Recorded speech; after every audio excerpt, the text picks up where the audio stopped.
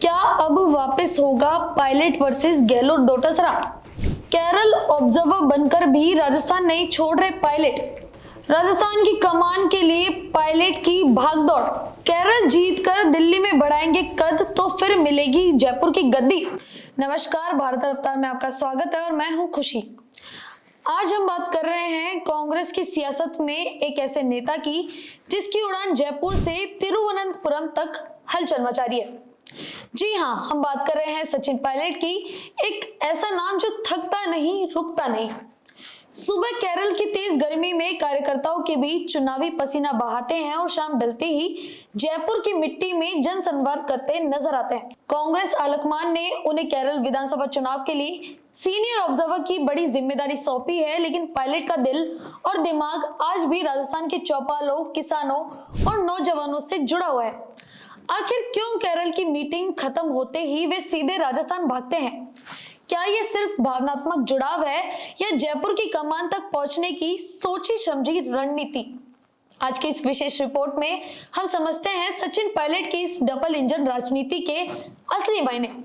पर सबसे पहले बात करते हैं केरल की। कांग्रेस ने हाल ही में सचिन पायलट को केरल विधानसभा चुनाव के लिए सीनियर ऑब्जर्वर नियुक्त किया है। साथ ही केजे जॉर्ज, कन्हैया कुमार और इमरान प्रतापगढ़ी जैसे नेताओं को भी जिम्मेदारी मिली है।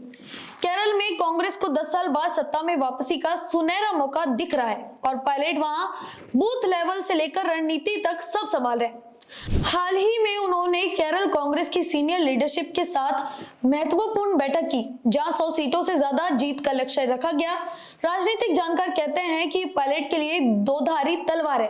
अगर केरल में कांग्रेस जीतती है तो दिल्ली में उनका कद और मजबूत होएगा और राहुल गांधी को भरोसा जीतने का ये सबसे बड़ा मौका मिलेगा। लेकिन सवाल ये उठता है, क्या उन्हें राजस्थान से दूर रखने के लिए ये साउथ का टास्क दिया गया?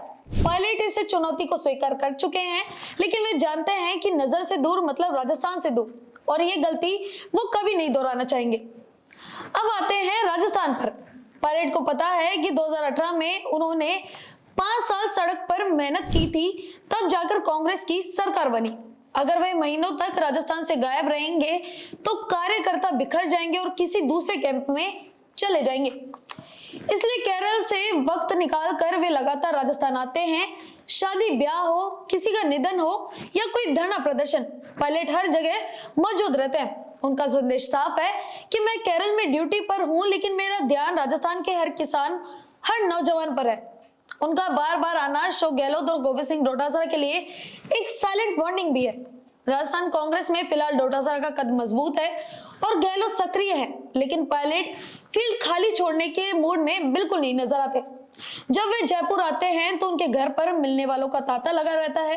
ये भीड़ आलकमान को बताती है कि राजस्थान का असली जननेता आखिर कौन है। पायलट साफ संकेत दे रहे हैं, मुझे राजस्थान की राजनीति से माइनस करना नामुमकिन है। इस भागदौड़ के 3 बड़े राजनीतिक मायने हैं। पहला, पायलट अपनी इमेज को नेशनल लीडर के साथ साथ रीजनल स्ट्रॉन्ग मैन भी बना रहे हैं। दूसरा, उनका बार बार आना समर्थकों को उम्मीद देता है कि 2028 के विधानसभा चुनाव में वही सीएम फेस होंगे। और तीसरा, केरल में मेहनत करके वे राहुल गांधी का भरोसा जीत रहे हैं, ताकि राजस्थान में फैसले की घड़ी आए तो उनका परफॉर्मेंस कार्ड सबसे ऊपर हो। सचिन पायलट की ये डबल इंजन राजनीति उन्हें कांग्रेस के बाकी नेताओं से अलग खड़ा करती है। वे थकते नहीं, ना ही वो रुकते हैं। केरल की गर्मी से राजस्थान की धूप तक उनका पसीना सिर्फ एक मकसद के लिए बह रहा है, और वो है राजस्थान की कमान। अब सवाल ये है कि केरल का नतीजा उन्हें दिल्ली में कितना ताकतवर बनाता है और राजस्थान की भागदौड़ उन्हें जयपुर की गद्दी तक कब पहुंचाती है। आपको क्या लगता है, क्या सचिन पायलट की दोहरी जिम्मेदारी उन्हें 2028 में मुख्यमंत्री पद तक ले जाएगी, या केरल में उलझकर वे राजस्थान की जमीन खो देंगे? आपकी क्या राय है, हमें कमेंट्स में जरूर बताएं और बने रहिए हमारे साथ।